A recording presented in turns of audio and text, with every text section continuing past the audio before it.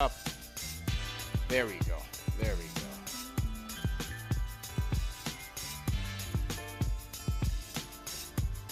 Okay. Okay. Boom, boom. All right, let's run it back from the top. All right, here we go. Salute to Knicks Nation on this Monday evening. Another KnicksFanTV Bleacher Report simulcast. CP the Fanchise in the building. On today's episode, it is Knicks Weekly, episode 125. My guy George, a.k.a. Into The Knicks Verse, joins us today. We're going to recap the week and talk about how these Knicks can stay hot once the captain, Jalen Brunson, ultimately returns. Whether it's close to the end of the season or into the playoffs, how do these Knicks stay hot and get on track as they head into the postseason? Plus, the Knicks Hell Week continues, man. The most back-to-backs in the league. 3 more to go as they wind up the regular season. We're going to talk about those matchups and the matchups of the week. So lock in, hit the like button, hit the share button, and subscribe to the channel. Another edition of KFTV, man. Salute to our sponsors at Manscaped. Go to manscaped.com. Use our code KFTV for 20% off plus free shipping. All right, my guy George checking in. How you feeling, man? I'm feeling good, man. Feeling good. The past few games has put me in a good mood. All right, good. Yeah. Good. Yeah. Good. I was a little sour for a while. Understandable. I think now we all were. It's sweet. Yeah, I think we all were, based on how things have been going, especially without the captain. But things are looking good right now. The team go 3-1 on the week, including wins over the Mavericks. You get wins over the Blazers, a tough loss to the Clippers, but you also get a win over the Milwaukee Bucks. So, as we look at that week, at the week that just passed, how you feeling about the squad overall? The squad right now, this is like a totally different team right now. Finally, the promise of Wingstop has really come about. And this was the thing that we were kind of hoping, the silver lining about Brunson missing some time, that it was going to force the other players to kind of rise above and be the best versions of themselves. And we are seeing it up and down. Mikal Bridges, since the injury, is averaging, well, both of them, OG and Mikal, since the injury, are averaging 45 points a game. That's like a almost 11-point jump over what they were averaging before. Yeah. So we were thinking, who's going to make up the 26 points a game that Brunson gives us? Well, it's come from those two guys. Now, of course, the team is averaging only 112 points per game, but they're giving up less points per game. The defense has stepped up. And we've heard this whole thing, and even Thibs has mentioned it. Sometimes when your shots aren't going down, it's harder to give that full commitment on the other end. Even for great defenders, it's just something psychological. But now those shots are falling. Mikal's aggressiveness, even Landry Shamet has pointed out that the team, one of the reasons why defensively they've gotten better is they've just become more physical with their opponents, where it seemed like for the majority of the season, it was the other way around. Other teams were constantly bodying us up, and we weren't responding. And now it's totally reversed. And you can see it. OG, with 6 or 7 dunks last night.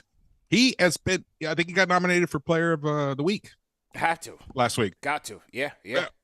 It's interesting. His numbers since Brunson was injured weren't that great overall, but it was really because of those first 8 games or something after his injury.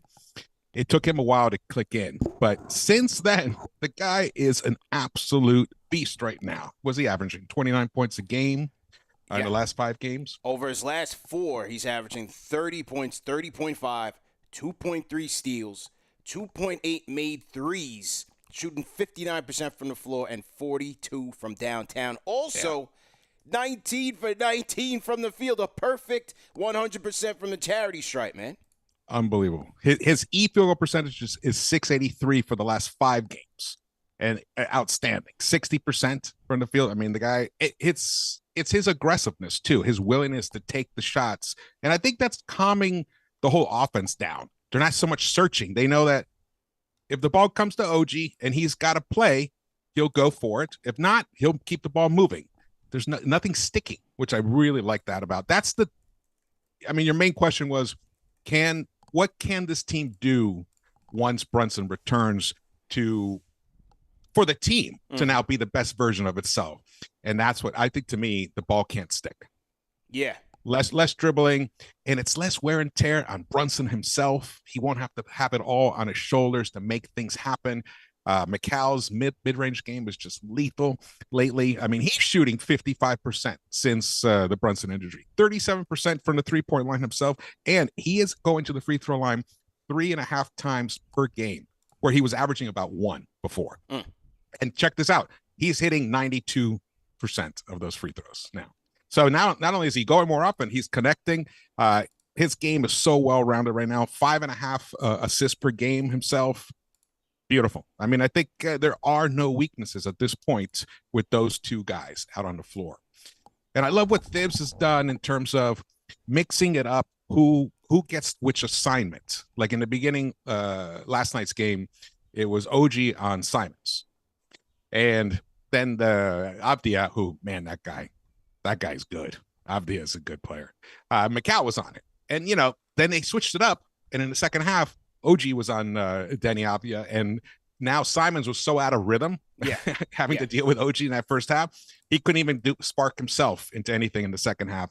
And the Knicks were able to run away with it at the end. Yeah, no question, man. I would have to say what I do like in terms of how this team is trending is that they're leading with their defense, because that's going to be critical for them. We know offensively they've got more than enough guys to get it going. We'll see, once they get past, if they get past the first round, which we think they will, once they get to the harder opponents, we'll see where their offense comes into play. But they've got to start on the defensive end, being aggressive, being physical, trying to channel some of that Thibodeau identity that was seemingly lost with the departures of a lot of these guys from last year. But OG's leading that way. He talked about it yesterday on the postgame, being aggressive, forcing those guys to take tough shots, and then turning them over and getting off to the races. It benefits him. It benefits Mikal Bridges. It benefits a guy like a Josh Hart.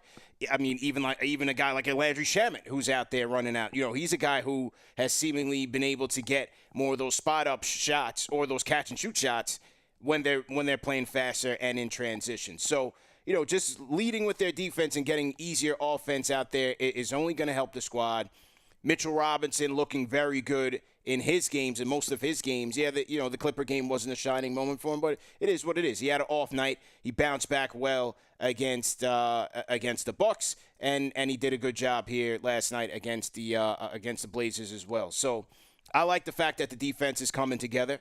And then what OG had mentioned in terms of the offense, which was interesting when we talk about how they stay hot with Brunson, is he said being aggressive and more opportunity, right? More opportunity. So what he's always wanted. That's why he's here. That's why he's here. Yeah. What he's always wanted. And now he's making it clear, I want the ball. So, hey, good problems to have. You have Mikal Bridges. He's shooting the ball ridiculously right now. He's one of the most efficient shooters from the floor as well. I think the three of those guys, Bridges, Towns, and Anunoby, are all averaging over 22 points a game since Brunson went down. And it's good to see Mikal Bridges taking the lead as that ball handler. Like, even last night in the Blazer game, yes, you were playing with Delon Wright. Yes, you were playing with Tyler Kolek out there as the point guards, but the offense was primarily running through Mikal Bridges. And when they had the matchup against Klingon, playing him in the drop coverage, Tibbs continued to abuse that matchup because Mikal Bridges, we know that to defeat the drop coverage, you dominate him in the mid-range. And Mikal Bridges is one of, if not the best, mid-range shooter right now in the entire league. Yeah, and that's one thing he's been all year. His mid-range has been lethal. But now, because the ball in his hands more, he has more opportunities for that. Loving that. Yeah. And it's interesting, too, you would think with Brunson out, the minutes, because it was already kind of an issue. Carl was averaging 35 minutes or so per game before the injury. He's down to 33.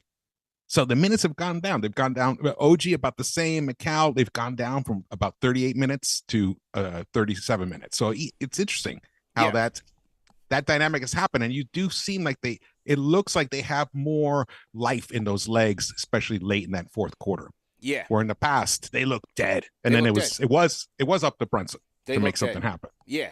And, if only they can get that going on the second night for back-to-back. They had the 14-point lead up on the Clippers, and then once the Clippers started locking in with their defense, things got tight, and the Knicks couldn't close that game out, unfortunately. But, yeah, it is what it is there. But in terms of the dynamic when Brunson comes back, because he spoke with the media yesterday, and he talked about how he's hoping for – that probably that last week, final few games. No guarantees there. I don't think he was really committed to coming back. Yeah. I don't think he even knows how he's going to feel in terms of coming back. But he did say he wants to be 100%. I think it's important, if he can, to get back before the playoffs so that he can get into a rhythm, try to shake off the rust, because you don't just want to get thrown into the fire of the postseason just like that, ice cold, and on an ankle that you're trying to get back into the swing of things. Yeah, we've seen it. That doesn't really work that well. I think he's going to at least come back for the last 2 games. Obviously, if he came back for the last 4, it'd be great. He'd qualify for All-NBA as well. They asked him about that. He said, well, on a personal level, of course, that's important to me. But, in general, I want to be 100% so that we can have a deep playoff run, was the inference there. So perfect thing for him to say, but I think he's going to try to come back. He's basically said he's going to come back for the regular season. So it might just be those last 2 games, which would be a bummer because he'll miss that all NBA qualification. But it's pivotal for this team if they have real aspirations to, get through the first round and make a real threat. If it is the Celtics, to give them a real threat in the second round, they need time with Brunson now. This new version of the Knicks needs time. Because remember, also Mitch came back, and Brunson didn't hardly even get to play much. Right. So that's a chemistry thing that never really developed. And I feel like, man, that is just money in the bank if they can link up those two. Those pick and rolls. I feel like one way for the defense to continue what it's been doing lately and bring Brunson back in is more time with Brunson and Mitch on the court together. He will cover up a lot of Brunson's weaknesses, and that's okay if he plays with Towns. Yes. Because Towns, man, did he step it up last night defensively? He did.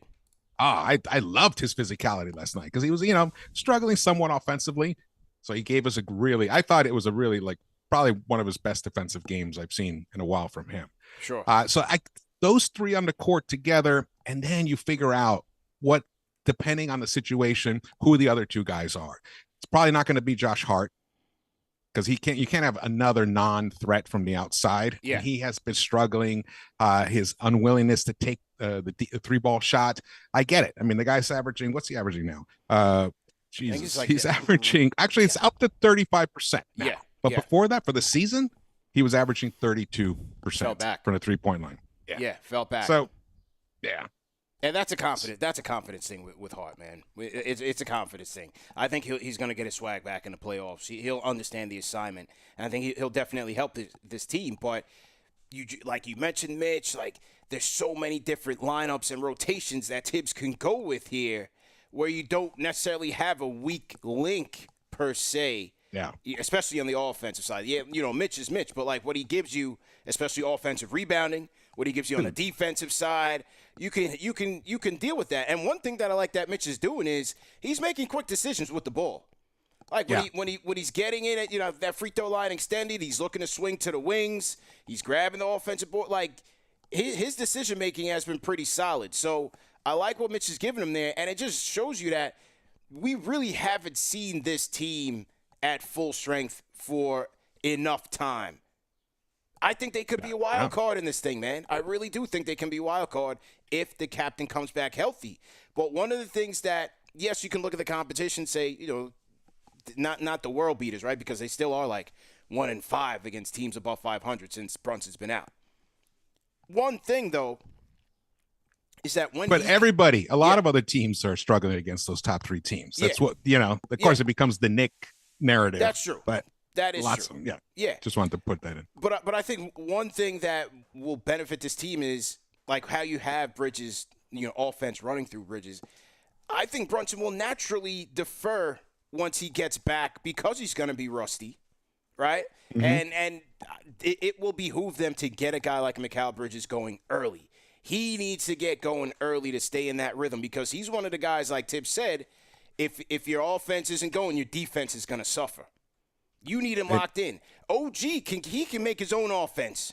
Well, he could be a one-man show from defense to offense. I think Mikal Bridges is the guy that you got to get him going early because, as Brunson said in the past, he can get into his own rhythm later on in the game. Totally. And the thing, Mikal, for sure, they have to make a concerted effort to get him off, like you said, early in the game. Kind of like the way it used to be with Dante. You didn't want to have Dante just sitting out there forever and wasting his ability. Get him some touches. Get him some attempts at the basket. And what I like what Mikal's doing is he's now taking it upon himself to create those situations early on in the game. Right. Almost to the detriment of Towns. Towns almost like yesterday. I mean, when was even his first bucket? Was like in the late second quarter, I think. Right. Yeah. He had a few attempts, but they weren't running the offense through him.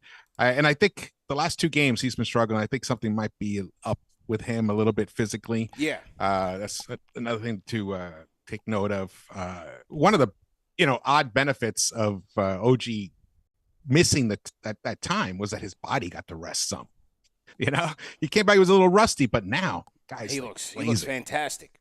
Yeah, absolutely. Since the injury, I mean, he was averaging 1.3 steals per game, which is nice. Since the injury, he's up to 2.3 steals. 2.3. Yeah, that's it. And you see it. That's just him. Yeah. Defense, getting a steal, going to the other end and dunking it, creating easy buckets like that. Josh Hart as well is excellent at doing that. Mikal Bridges, he has to stay home a little more on his guys. But man, his assists have gone up. He's now at 5.2 assists per game. Yeah, had 7 last night against the Blazers. Yeah, so he's not just getting out there and just chucking. He's distributing. And that's why everyone else is benefiting from that. And that's why so I think Brunson's going to have to be more of a facilitator. And we've seen him. Didn't he have a record of 17 or 18 assists this season? He gets him up there. But he can. But he's a guy that can play off ball. So if you get him a Cal going early, put the ball in his hands, and then JB doesn't have to put so much wear and tear on the ankle early. I'm not saying just stand in the corner, absolutely not. But I'm saying you get Mikal a little bit more usage earlier on in the game. JB, he can play off of that. He can get rhythm off of that, and he's good to go. He preserve his body a little more. Preserve your body. In playoffs, there's going to be hopefully there's some tight fourth quarters. And then you're going to need Captain Clutch, to come through at that point. But that's like 1 or 2 plays towards the very end, not the entire 4 or 5 minutes of the fourth quarter, 8 minutes of the fourth quarter. And that's where these guys all get out of rhythm. And by the time they're needed, they have nothing. Yeah. They lost their touch. And that's something that they're going to have to really make an effort to just basically not do. They're going to really have to play connected. Yeah, this is where Tibbs is going to make his money, man. And if he can't do it, they're going to go out there and get somebody who can or try to at least. I'm not saying it's going to be this offseason or what, but that's going to be the next Let me challenge.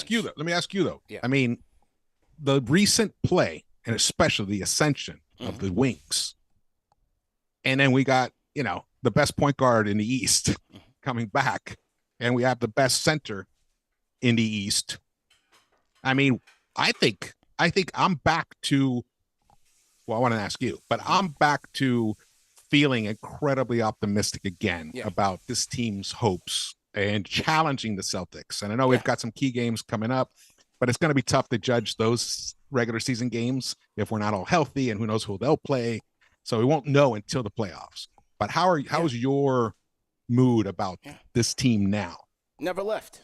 Never got down, man. I had people throwing tomatoes at me when they caught the back-to-backs against the Spurs and the Hornets, and I was on Twitter like, this means nothing. They will be okay. And be like, what do you mean? They're first-round exit, and people are crying and ready to jump out the window. I said, this is the dog days of the season. These guys are already trying to get to the playoffs. They're trying to get to the playoffs healthy.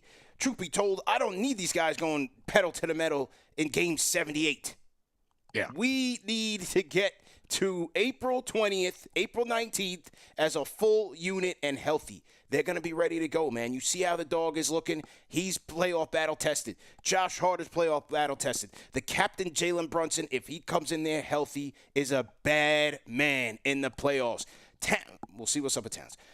Bridges already went to the finals. I think he's going to turn up. Even Mitch is playoff tested. I'm telling you, man, I'm not counting my guys out until it is all said and done. That's it, man. Now, so there you go. Yeah, you heard it right here. Yeah.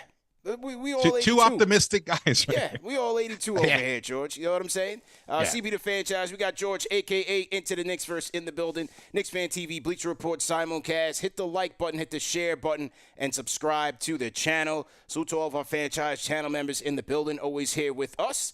Facebook salute, Bleacher Report salute as well. So now this week, the Knicks have the Sixers and Cavs on a back-to-back Tuesday, Wednesday.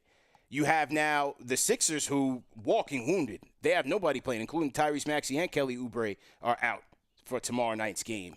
You have the Cavs. Then you have, that's your first back-to-back. They got Quentin Grimes. Oh, yeah, now you got to deal with the wrath of Grimes. Saturday, Sunday, you got Hawks, and then you got Suns who will be without Kevin Durant. So that's how this week is looking. The magic number to clinch number 3 seed is 3. At that point, I'm hoping – the magic number to clinch the number 3 seed is 4, sir. 4 games. 4 wins. 4. Okay. At that point, I'm hoping these guys can get more rest and we can go deeper into the bench. The question is, how quickly can they get there? I think they can get there tomorrow. I'll be interested in seeing this. Will they go just like a half with the starters tomorrow to get ready for Cleveland for a statement game? It's just not Thibs. It's what I would do. And I think we could pull off that Sixers game with Towns just playing 20 minutes. Yeah. And then Mitch plays 20, and then you got some Precious minutes. Well, they're not playing Mitch back-to-back. Oh, not even going to play saving Mitch for Cleveland. Just Precious. I'm saving Mitch for Cleveland. Yeah. And then you go with a small lineup at times. Shamet's been effective. I like what DeLon Wright's been doing. Yeah. I haven't heard yet, though, is Deuce for sure out for tomorrow? I think so. Yeah. And Payne as well? Because Tibbs even said that he wasn't even sprinting. And that was yesterday. The initial report I got on him was going to be about 2 weeks. So I don't see Deuce back tomorrow, but let's see what's up. But either way, I think we got more than enough to take care of the Philly, man. I would love to see these guys do it. We're going to get that W. We're going to get the W. It's going to be over by midway through the third quarter. Yeah. I would hope by halftime they're up by 40 and just sit everybody. That's the dream scenario. They're up by 40 by halftime, and then they come out, play a few minutes in that third quarter to make sure the Sixers don't go on some crazy run, and then start subbing guys out, and maybe even Anton Watson gets some play time. Right. Beauchamp, get him out there. We just survive the rest of the game, and then it sucks again with scheduling because the Cavs have 2 days off before that game. Yeah. And we play a back-to-back against them. 3 of the 4 games against Cleveland this year are going to be in the second night of a back-to-back. Can you believe that? How do you schedule that, man? How do you schedule that? And for I don't even know, man. How you even schedule that, man? It's because of MSG. MSG, because of so many events happen there. Yeah. It's an issue with scheduling, and you got March Madness and all that. Yeah. True. Very crazy, man. How about the battle of the point guards, man? What have you made of Tyler? What have you made of Delon Wright? What have you made of Tibbs starting Wright? More minutes? Some people in the fan base are like, man, you threw Tyler under the bus. What do you think, man? Come on. We've been watching Tibbs and the Knicks the whole time. Did you have any doubt he was going to choose Delon over Tyler? Yeah, I had no doubt. I was surprised when he first made the move. You were? Yeah. I wasn't surprised. Yeah, I was. I wasn't. He's a vet. He has good size too. That's one thing I like about him. 6'5", and a real 6'5". Yeah. He's a good defender. I wouldn't say, maybe an above average defender, which is a big leap for us that position. Yeah, it's noticeable. Yeah, it's noticeable. And when he's out there and you got Shamet out there, Shamet's got some decent size. Precious, obviously he's got good size. Mikal and OG, I mean, that's a decent all around, size. I like what DeLon has given us. I still think, I mean, Tyler Kolek is for sure much more of a classic point guard, a Sure. facilitator.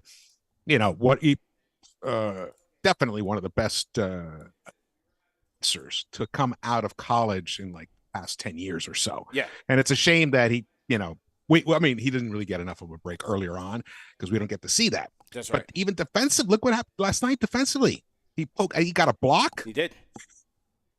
Green gave it to somebody else on air, but he got it in the stat line, and he got a nice steal or a poke away. He got in front of I can't remember who was driving, but he's showing that he understands where to be on the court defensively, at least, and that's a key aspect. To playing for Tibbs, sure. Yeah, playing for Tibbs. I'm sure he's been learning. He's just been watching. He's just been assimilating all the data he can, all the film.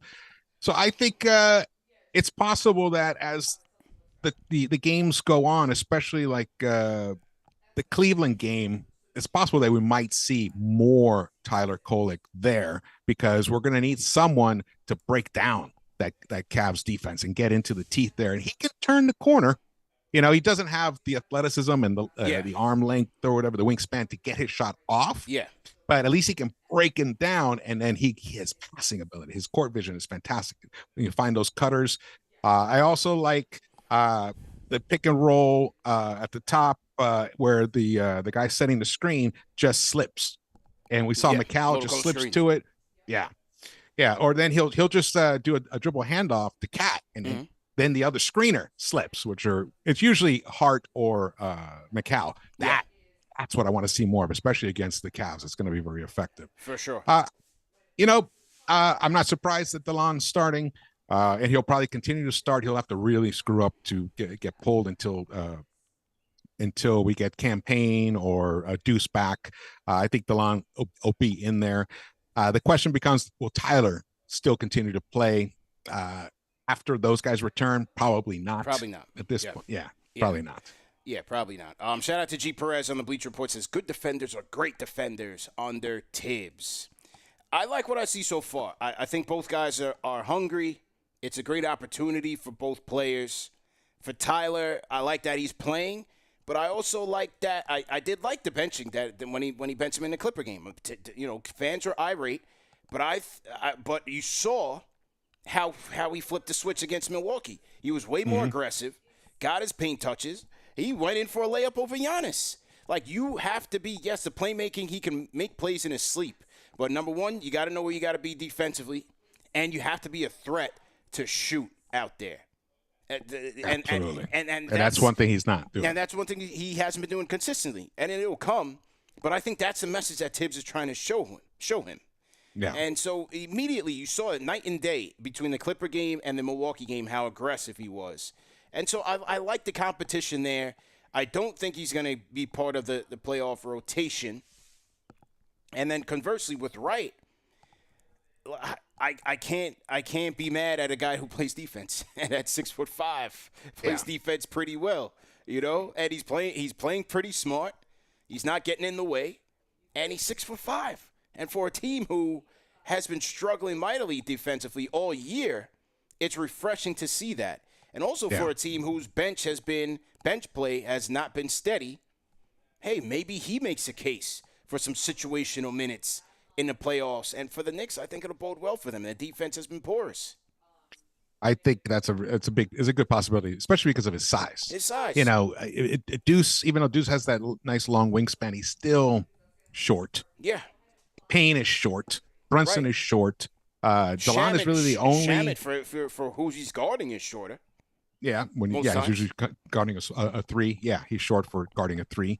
But DeLon has got some decent size. I think he will. I mean, since Brunson went down, he's played 6 games, averaging 50% from the 3-point line, but only taking like one 3-point attempt per game, but shooting 53% overall.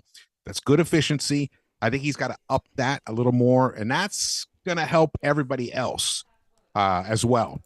I think there's a good chance that he might see some time in the playoffs if like you said, situational. I think there's a possibility for him, but Tyler probably not. Look, in mine, I mean, if Payne is chucking and not hitting, and he's getting cooked defensively, he might lose some minutes to DeLon at this point. Yeah. Because Deuce is sticking. Deuce is proven. He hit some big threes last year in the playoffs. And I think this rest, hopefully, if he does come back 100%, which he should, he's close. This rest will have benefited him as well. I felt like he was a little gassed. Too. I'm with you 100%. Yeah. Wait a second, George. As we segue, we got a perfect segue to the final segment. We got some breaking news to deliver to Knicks Nation.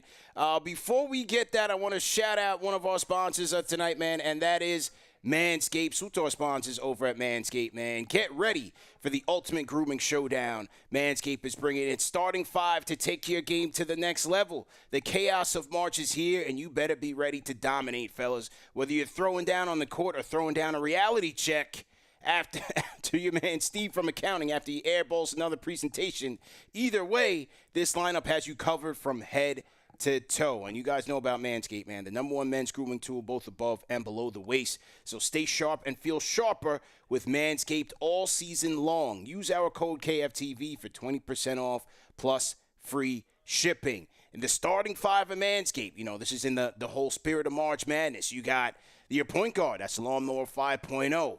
The floor general, man, smooth moves and a perfect assist. The shooting guard, you got the Chairman Plus. You got the handyman at small forward, the beard hedger at power forward, and the dome shaver at center. So, listen, man, Manscaped has you guys covered head to toe. And as I said, go to manscaped.com, use our code KFTV for 20% off plus free shipping. All right, let's get to this breaking news here, George. Yep. Let's get to it. I was talking about the fact that just yesterday, the Knicks had let P.J. Tucker walk, and at the same time, consequently, Stephen Bondy had reported that T.J. Warren had also left the Westchester Knicks, so he's no longer part of the Westchester squad. Well, according to Shams right now, the Knicks have signed P.J. Tucker to not a 1-year, but a 2-year deal. Damn. To be the end of the bench Theo Pinson cheerleader for the New York Knicks. 40 years old. No numbers. No numbers. Right? So he said, hey, we're going to give you the Taj Gibson Memorial contract here. 2-year deal. That's how outstanding he's been in showing spirit and rocking nice kicks and being a leader in the locker room. Yeah. Interesting. I'm not sure how I feel about it. Yeah. I mean, he hasn't played anything in any real time. So, yeah, he's really there to be a Taj Gibson type voice on the bench and in the locker room. And he's a proven winner. And he won not that long ago. What was it, 3 years ago with the Bucks? Yep. Right? He was on that Bucks squad. So he knows about the grind, what it takes, and when you're up against your back's up against the wall, how to pull off wins in the playoffs. So, let's hope that that's really what this is about. I mean, it is that is what it's about. Yeah. Whether he'll see playtime, I think if he's seen playtime, we're in trouble. Yes, right. At this point, that means we are in trouble. Yeah. And the thing about T.J. Warren, I kind of feel bad about the situation with T.J. Warren. He played his ass off in Westchester, tried to earn a trip back to the big leagues here, and I felt that the production he was giving warranted that. So that's a bummer, and I don't blame him for just disappearing at this point because basically PJ is replacing TJ or any hopes that TJ had. So that's a bummer. I hope that he catches on somewhere because he obviously still can contribute, especially offensively. That's for sure. So let's hope the best for TJ moving forward. Yeah. Well, with the Tucker deal, we'll see what the parameters are, and if it's a second year guaranteed. I mean, knowing the Knicks, they'll have some sort of flexibility here, even if it's just for a vet minimum contract. So we'll see what the final deal term is. Yeah, and he could also be a trade chip later on. And it could you need bodies. There you need bodies if you're going to make a move. So. That's right. And so, the Knicks never make a move in silo. They always get their pieces together on the chessboard and always looking ahead. So, hey, obviously he's had that much of a mark on this locker room. That can always provide positive benefits for this team as they head into the playoffs. And welcome back. And like you said, if they do go to him and if he does get playing time, that'll signal some bad things for the team. But, hey, as long as he unite the locker room, provide some much-needed leadership. Toughness. Leadership. Now, no, he's not going to hook off on Draymond Green like everybody wanted to, but that's all right. Maybe he can provide some leadership in another way, and this squad will benefit from it over these next 1 or 2 years. But it's not a coincidence that, Shamet has said that the team is now more physical defensively, and that comes from toughness. Yeah. And that's something that, the PJ could be in the locker room saying, hey, get up on that guy, body him up more, you can be a little more handsy and get away with it. You just got to, those savvy vets know how to disguise it. And that could be helping them. Yes, indeed, man. So what do you guys think in the chat about the PJ Tucker reacquisition? 2-year deal. Let us know your thoughts, man. CP the Fanchise, George, a.k.a. Into the Knicks Verse, in the building. After this show, we are going to go to Court Vision. Our guy Bailey Lau will join us after this show. TM, if you're in the chat, go ahead and throw the Court Vision link in the chat. I don't know if TM is there. Let me double check. Salute to everybody in the chat once again, man. We here, CP and George are here. Shout out to the chat. Absolutely. Let me throw this. We got 500 in here. Oh yeah, we cooking, man. We cooking. Hit that thumbs up button for us. Hit the like button, hit the share button, subscribe to the channel. George, great show. We'll definitely catch up. Let me read some more comments before we wrap. G Perez 23 on Kolek says, what stands out about Kolek when he's on the floor is the offense actually has identity. Everybody makes extra effort to move around because they know they could get touches. He says, in my opinion, he had a big hand in unlocking Mikal and OG. What do you think? That's, he definitely didn't get in their way, so that's for sure about that. Whether he unlocked them, I think the ball not sticking is the key to it also. In that sense, yes. And DeLon, you can even see DeLon, he just kind of brings it up and he starts swinging the ball around. And Cat also has stopped also doing, dribbling and then trying to get to the hoop as much. All that is slowed down. I think it was more of a team philosophy, offensively, because they knew they had to make up those 26 points from Brunson. And the only way to do that is moving, constant motion, sharing the ball, and not trying to take someone on one-on-one yourself unless you have an advantage. I think all of that entire mentality, and again, that's going to be the key. I think Jalen watching these games must see himself. The guy's brilliant basketball mind. He must see this himself, that this is how he's going to reintegrate himself into this team, not just check in on the starting lineup and the team's got to play around him. I think that mentality, and that's could be the end up being the best thing, the silver lining of this injury. Good points. Good points by you. And I think when he certainly played, especially in those early games like the Wizards game I was at, he certainly gets these guys their shots in their shot pocket, like right where they need it, and catches them in rhythm. So I like that benefit of playing with the Kolek.